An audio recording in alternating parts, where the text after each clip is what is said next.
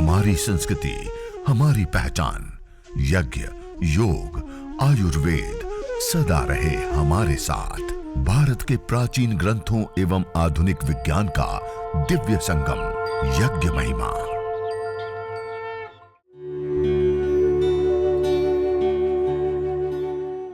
भारतीय संस्कृति में यज्ञ, योग एवं आयुर्वेद जैसी अमूल्य विद्याएं हैं, जिसका मूल है वेद।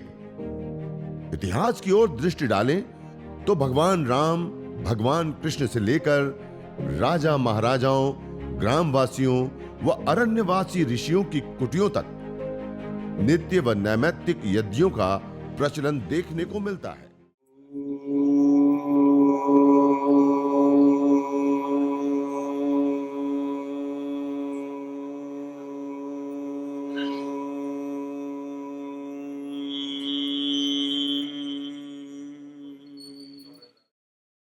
अग्निमीळे पुरोहितं यज्ञस्य देवमृत्विजम्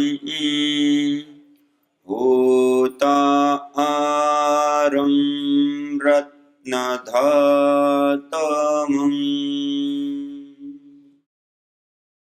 सर्वरक्षक परमपिता परमात्मा को याद करते हुए, कृतज्ञता पूर्वक प्रणाम करते हुए आज आप सभी लोगों के बीच में आने का विशेष अवसर प्राप्त हुआ।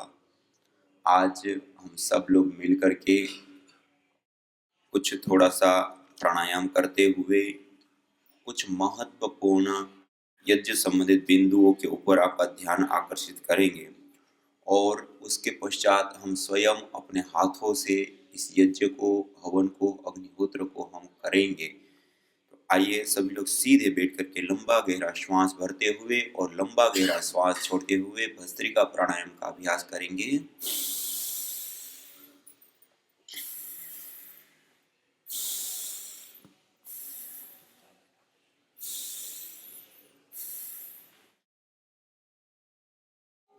हम भस्त्रिका, कपालभाति, अनुलोम विलोम 3 प्राणायामों को बदलते बदलते अभ्यास करते जाएंगे। हमारे पास एक ही घंटा है।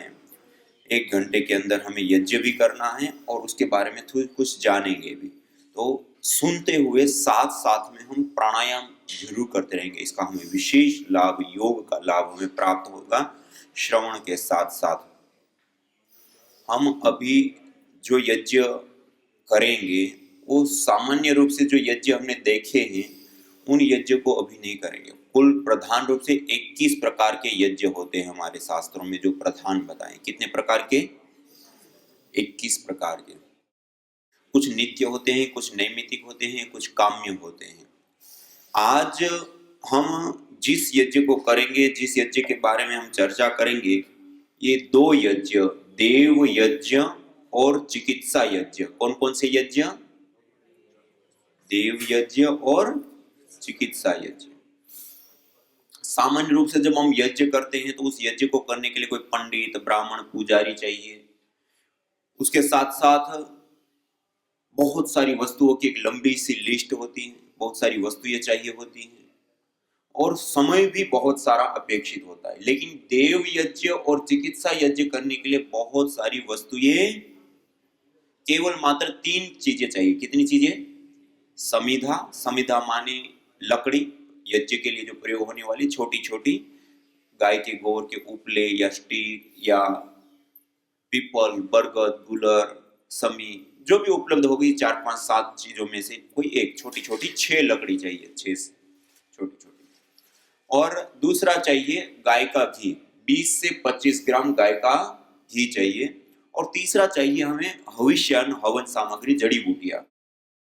चावल भी चल सकते हैं, काले तिल भी चल सकते हैं, या फिर उसके साथ साथ हम अलग अलग गिलोय आदि औषधियां या अलग अलग जड़ी बूटियां रोगानुसार प्रयोग कर सकते हैं। 20 ग्राम 25 ग्राम के आसपास हो चाहिए सामान्य अवस्था में। कुल मिलाकर के 25 से 30 रुपए का खर्च लगता है। कितना? 25 से 30 रुपए का खर्च लगता है और 7 मिनट करने के लिए लगती हैं। कितने मिनट लगती हैं? 25 से 30 रुपए का खर्च होता है, 7 मिनट समय लगता है, और कोई पंडित ब्राह्मण नहीं चाहिए, हम स्वयं अपने हाथों से कर सकते हैं। छोटे बच्चे हैं, बालक है, युवा है, वृद्ध है, जो घर के कोई भी अकेले व्यक्ति भी कर सकते हैं और सब लोग साथ में मिलके भी कर सकते हैं। इसको कहते हैं देव यज्ञ और चिकित्सा यज्ञ। जब हम इस यज्ञ को करते हैं तो उसके अलग अलग लाभ, अलग अलग बेनिफिट्स होते हैं। हवन में हम क्या करते हैं, अलग अलग जड़ी बूटियां, गाय के घी आदि को मंत्रोच्चारण पूर्वक आहुति करते हैं तो वो जलता है। जब वो जलता है तो रूपांतरित होता है। क्या होता है? रूपांतरित। जैसे पहले द्रव रूप में पानी होता है, उसको 100 डिग्री पर गर्म कर दे तब क्या हो जाएगा? वाष्प। पहले द्रव था, अब गैस फॉर्म में आ गया। ऐसे ही कोई भी द्रव्य का सर्वथा भाव नहीं होता है, वो रूपांतरित होते हैं। क्या होते हैं? रूपांतरित। पहले द्रव में था तो गैस में आ गया। और जब कोई भी पदार्थ रूपांतरित होता है तो 3 रूपों में परिवर्तित होता है, एक पार्टिकल के रूप में, एक गैस के फॉर्म में, और तीसरा एनर्जी, ऊर्जा के रूप में रूपांतरित हो जाता है। हवन के अंदर भी हम अलग अलग जड़ी बूटियां, गाय का घी आदि डालते हैं। जैसे गाय का घी डालते हैं, गाय का घी जब जलता है और वो गैस फॉर्म में कन्वर्ट होता है तो 1864 गुना बढ़ जाता है। कितना गुना? 1864 गुना बढ़ जाता है। और उसके जलने पर कीटोन्स बनते हैं, और कीटोन्स के टूटने पर कार्बन की अपेक्षा 6 गुना ज्यादा हमें ऑक्सीजन मिलती है गाय के घी से। और उसके साथ साथ जब अलग अलग चावल है, काले तिल है, या और अलग अलग जड़ी बूटियों से भी जब हम आहुतियां देते हैं तो उसकी आहुतियां देने पर विभिन्न प्रकार के फाइटोकेमिकल्स, मॉलिक्यूल्स उससे उत्सर्जित होते हैं और उसका हमें विशेष रूप से लाभ प्राप्त होता है। हम जब यज्ञ करते हैं उसका एक प्रधान और महत्वपूर्ण लाभ हमें प्राप्त होता है। देखिए, हम जिस जीवन को जी रहे हैं उस जीवन को जीने के लिए हमें क्या चाहिए? शक्ति चाहिए ना। शक्ति होगी तो शरीर चलेगा, शक्ति नहीं तो शरीर टूट जाता है। शक्ति को प्राप्त करने के लिए हम क्या करते हैं? आहार लेते हैं। जो हम आहार ले रहे हैं वो आहार हम कितने रूपों में लेते हैं? 3 रूपों में। कितने रूपों में? ठोस, द्रव और गैस। 3 रूपों में हम आहार लेते हैं। ठोस रूप में रोटी, दाल, चावल आदि हम लेते हैं। द्रव रूप में पानी, दूध, जूस आदि हम लेते हैं। और गैस रूप में वायु। 3 रूपों में आहार लेते हैं, नहीं लेते हैं? अभी जो 3 रूपों में हम आहार लेते हैं उसमें 24 घंटे में सबसे ज्यादा आहार कौन सा लेते हैं? हम भोजन, ठोस रूप आहार, रोटी, दाल, चावल आदि कितनी बार लेते हैं 24 घंटे में? 2 बार, 3 बार। द्रव रूप आहार, पानी, दूध, जूस आदि कितनी बार लेते हैं 24 घंटे में? 10 बार, 15 बार। ठंडी है तो थोड़ा कम, गर्मी है तो थोड़ा ज्यादा। लेकिन गैस रूप आहार, वायु कितनी बार लेते हैं? Any time. खाते, पीते, उठते, बैठते, चलते, फिरते, यहां तक कि रात्रि को सो जाए तब भी हर 1 सेकेंड कोई आहार हम ले रहे होते हैं। तो कौन सा आहार ले रहे होते हैं? वायु। 24 घंटे में सबसे ज्यादा लिए जाने वाला आहार हमारा वायु होता है। और इंपॉर्टेंट, महत्वपूर्ण आहार भी कोई होता है तो वायु होता है। हम रोटी, दाल, चावल, ठोस रूप आहार लेना छोड़ दिया तब भी हम 2 से 3 महीना जीवित रह सकते हैं। हम पानी, दूध, जूस आदि लेना छोड़ दे तब भी हम 2 से 3 सप्ताह जीवित रह सकते हैं। लेकिन गैस रूप आहार, वायु छोड़ दे तो कोई कह रहे 5-10 मिनट, 2 से 3 मिनट भी जीवित नहीं रह सकते। सबसे ज्यादा के साथ साथ सबसे इंपॉर्टेंट, महत्वपूर्ण हमारा कोई आहार होता है जिसके बिना 2 मिनट भी जीवन नहीं चल सकता है, वो आहार कोई होता है तो वायु होता है। क्या होता है? 7 मिनट यज्ञ करते हैं उसे वायु का शोधन होता है, इसका पोषण होता है, संवर्धन होता है, मेडिकेटेड बनती है। और इसके साथ साथ एक दूसरा और महत्वपूर्ण विशेष लाभ होता है जहां पर ये 7 मिनट का यज्ञ प्रतिदिन किया जाता है। हम देखिए, जिस वायु के अंदर श्वास लेते हैं ना, उसमें दो प्रकार के पार्टिकल पाए जाते हैं, एक धन आवेशित कण और एक ऋण आवेशित कण। जहां पर शहरीकरण, औद्योगिकरण, भीड़भाड़ वाले इलाके होते हैं, ऐसे स्थानों पर धन आवेशित कणों की बाहुल्यता होती है। उसमें जब हम रहते हैं तो हमारे शरीर के अंदर ब्लड सीरोटोनिन की मात्रा डाउन आती है, जिसके कारण से हमारी पूरी बॉडी एसिडिक हो जाती है, अम्लीय हो जाती है। कैसी हो जाती है? एसिडिक, अम्लीय। और जब बॉडी एसिडिक अम्लीय रहती है तो अनेक प्रकार के रोगों का घर हमारा शरीर बनता है। अलग अलग प्रकार के रोगों, दवाई लेंगे सामान्य रूप से तो ठीक नहीं होता, अधिक मात्रा में दवाई लेते हैं तो ठीक हो जाता है, दवाई छोड़ते फिर वापस हो जाता है। क्यों? बॉडी एसिडिक है। दूसरे कण होते हैं ऋण आवेशित कण। कौन से कण? ऋण आवेशित। वायुमंडल के अंदर जहां पर आपने देखा होगा समुद्र के तट, नदी के किनारे, पहाड़ी क्षेत्र, घने जंगल, ऐसे स्थानों पर स्वाभाविक रूप से वायुमंडल के अंदर ऋण आवेशित कणों की बाहुल्यता होती है। जब हम उस वायुमंडल के अंदर रहते हैं तो वहां पर विशेष रूप से हमें दो लाभ प्राप्त होते हैं। एक पहला लाभ हमें प्राप्त होता है कि हमारे जो हार्मोन्स होते हैं ना, वो हार्मोन्स चेंज हो जाते हैं, गुड हार्मोन्स बढ़ जाते हैं, स्ट्रेस हार्मोन्स डाउन आते हैं। आप सब लोगों ने देखा होगा, कभी हम नदी के किनारे जाएं, समुद्र के तट पे जाएं, घना जंगल हो, वहां जाते हैं तो हमारा मन कैसा होता है? सहज रूप से शांति होती है, सहज रूप से प्रफुल्लता, प्रसन्नता होती है। सहज रूप से होता ही नहीं होता। क्यों? हमारे हार्मोन्स को वो पार्टिकल चेंज कर दे। मॉडर्न मेडिकल साइंस में इसको एनायन और केटायन कहते हैं, इसको आयन चिकित्सा कहते हैं। क्या बोलते हैं? आयन चिकित्सा। और आपको जानकर के आश्चर्य होगा, अभी जो हम 7 मिनट का यज्ञ करेंगे, ये यज्ञ जिस स्थान पे हम प्रतिदिन करते हैं, वहां के वायुमंडल के अंदर प्रति सेंटीमीटर एयर के अंदर 200 से 400 ऋण आवेशित कण पाए जाते हैं। ये इतनी बड़ी संख्या होती है। जो घना जंगल हो, वहां का जो वायुमंडल हो, ऐसा वायुमंडल हम स्वयं अपने हाथों से 7 मिनट यज्ञ करके अपने घर के अंदर निर्मित कर सकते हैं। इतनी बड़ी चीज है यज्ञ, हवन, अग्निहोत्र। आइए प्राणायाम, योगाभ्यास करते हुए हम कुछ अभी जो हम छोटा सा हवन करने वाले हैं, यज्ञ करने वाले हैं, उसके बारे में कुछ महत्वपूर्ण जो जानकारी थी। पहला लाभ हम इसको यज्ञ को करने से प्राप्त होता है, हमारा जो सबसे ज्यादा और इम्पोर्टेंट महत्वपूर्ण वायु कोई होता है तो वायु होता है। और उस वायु का शोधन, पोषण, संवर्धन यज्ञ के माध्यम से होता है। दूसरा, मैंने आपको बताया था कि वायुमंडल के अंदर ऋण आवेशित कणों की बाहुल्यता को बढ़ा देता है, जिसके परिणाम स्वरूप हमारी बॉडी अल्कलाइन होती है। और बॉडी अल्कलाइन होती है तो उसमें कोई रोग होता नहीं। जंगल जैसा वायुमंडल अपने घर के अंदर इस यज्ञ के माध्यम से मिल सकता है। और दूसरा, उस वायुमंडल के अंदर रहने से हमारे हार्मोन्स चेंज होते हैं, गुड हार्मोन्स बढ़ते हैं और स्ट्रेस हार्मोन्स डाउन आते हैं। इसके साथ साथ एक महत्वपूर्ण विशेष लाभ होता है। देखिए, आज हम जिस जीवन शैली को जी रहे हैं उसमें बैक्टीरिया, वायरस, फंगस, आज पूरी दुनिया में हम कम्युनिकेबल डिजीज, बैक्टीरिया, वायरस और फंगस जनित बीमारियों के बाद हजारों करोड़ की दवाइयां खाते हैं, उसके बावजूद 2.25 करोड़ लोगों की मौत हो जाती है पूरे वर्ल्ड में।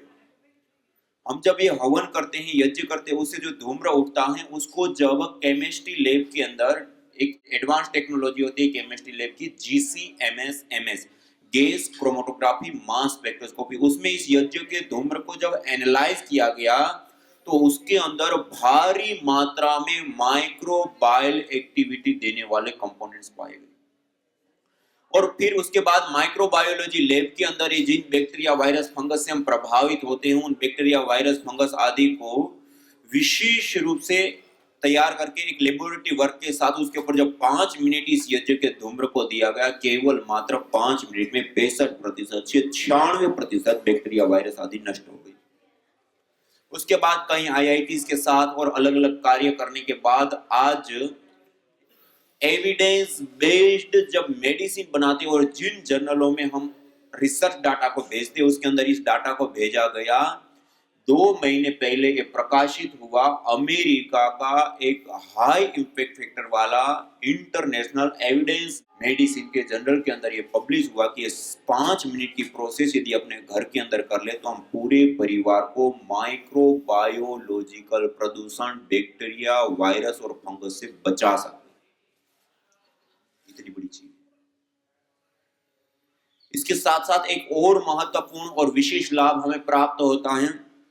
हवन करने पर ऑर्गेनिक मॉलिक्यूल्स वायुमंडल के अंदर आ जाते हैं। जब वो ऑर्गेनिक मॉलिक्यूल्स वायुमंडल के अंदर आते हैं तो वायुमंडल के अंदर जो अलग अलग प्रकार के रेडिएशन होते हैं ना, जैसे हमारे घर के अंदर दीवारों में केबल बिछे हुए हैं, बोर्ड्स लगे हुए हैं, एलईडी लाइट्स लगे हुए हैं, उसके साथ साथ हम लैपटॉप, कंप्यूटर, मोबाइल से लेकर के अनेक प्रकार के इलेक्ट्रॉनिक उपकरण और आज हम कार्बनिक पदार्थों का भी प्रयोग करते हैं। ये सारी चीजें रेडिएशन छोड़ती हैं। हम एक रेडिएशन की जाल के बीच में जी रहे हैं और आज बड़ी बड़ी रिपोर्टें बताती हैं कि छोटी छोटी मधुमक्खियां, चिड़िया आदि तो बिल्कुल विलुप्त हो जा रहा है, इस रेडिएशन के कारण मर जाते हैं।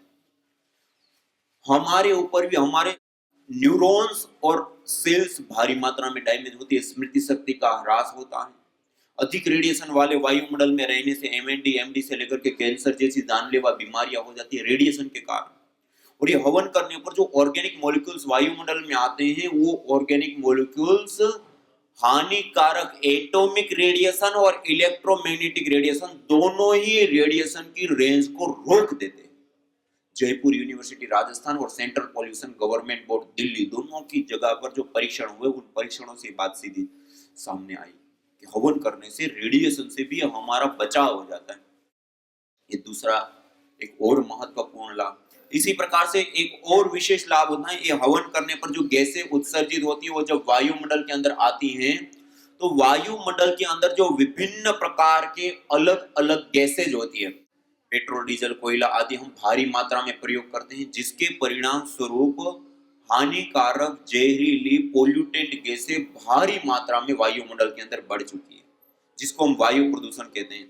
जिसके कारण, जिसके परिणाम स्वरूप आज जो प्राणवायु हमें जीवन देती है वही प्राणवायु लोगों का जीवन ले रही है। WHO विश्व स्वास्थ्य संगठन के आंकड़े बताते हैं 1 वर्ष के अंदर 70 लाख से अधिक लोगों की मौत केवल मात्र वायु प्रदूषण से हो जाती है। जो प्राणवायु हमें जीवन देती है आज लोगों के जीवन ले रही है। क्यों? पोल्यूटेंट हो गई, प्रदूषित हो गई, उसके अंदर SOx, NOx, CFC आदि भारी मात्रा में हानिकारक गैसें बढ़ चुकी है। और ये हवन करने पर जो धूम्र उत्सर्जित होता है उसको जब एनालाइज किया गया तो उसके अंदर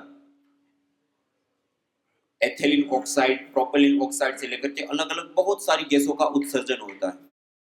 वो जब वायुमंडल के अंदर आता है तो एक फोटोकेमिकल प्रोसेस चलता है, जिसके परिणाम स्वरूप उसके बॉन्ड टूटते हैं, बनते हैं, टूटते हैं, बनते हैं, और उसके कारण से जिसको हम हानिकारक जहरीली पोल्यूटेंट गैसें कहते हैं, SOx, NOx, CFC आदि, जिसके कारण से 70 लाख से अधिक लोगों की जान चली जाती है, वो गैसें भी न्यूट्रलाइज हो जाती है। और नासा के एक अंतरिक्ष वैज्ञानिक ने इसके ऊपर विशेष रूप से कार्य करके बताया कि यदि बड़ा यज्ञ हम करते हैं तो उसका अंतरिक्ष में भी बहुत बड़ा अच्छा पॉजिटिव इफेक्ट आता है, इन्वायरमेंट में भी बहुत अच्छा पॉजिटिव इफेक्ट आता है। और उन्होंने एक परीक्षण में बताया कि 100 यार्ड क्षेत्र, 100 मीटर का जो अराउंड क्षेत्र होता है, उसमें आने वाले 1 सप्ताह पर्यंत भी यदि कोई किसी भी प्रकार का पोल्यूशन होता है, पोल्यूटेंट गैसें आती हैं, तो उसको भी वो न्यूट्रलाइज करने की सामर्थ्य रखता है। इतनी बड़ी चीज, छोटा सा 7 मिनट अपने घर के अंदर कर ले, पूरे परिवार को हानिकारक गैसों से, जहरीली गैसों से भी हम बचा सकते हैं। जो तुम चाहते हो रोगों से छुटकारा, तो लो नियमित यज्ञ का सहारा। यज्ञ की यह शुद्ध हवा सब रोगों की है दवा। आयुर्वेद ग्रंथों में यज्ञ को देवीय चिकित्सा कहा है और कहा आयुर्वेदेषु यत् प्रोक्तम यस्य रोगस्य भेषजम् तस्य रोगस्य शांत्यर्थम तेन तेनेव होमये।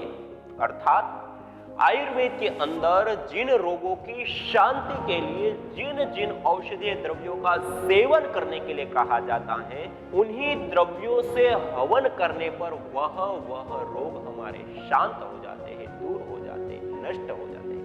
अतः आइए हमारे ऋषियों द्वारा प्रदत्त देवीय चिकित्सा यज्ञ को अपनाएं और अपने स्वास्थ्य को समृद्ध बनाएं।